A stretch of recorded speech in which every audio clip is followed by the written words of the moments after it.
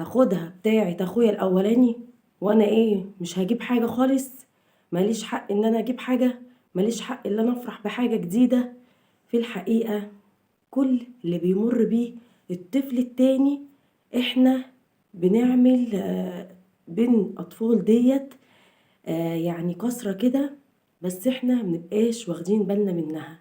ودايما اي حاجة تصغر على الاولاني بياخدها التاني، ماشي مفيش مشكلة، ياخدها التاني وكل حاجة، والاخوات دايما بتلبس من بعض، لكن لازم يبقى للتاني دوت خصوصية وأقدمية واختيار في كل حاجة زي الأولاني.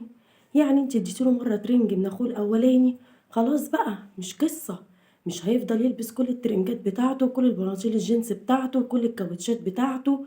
هيحس اللي هو البواقي بياخدها، هيحس اللي هو ملهوش لازمة في البيت،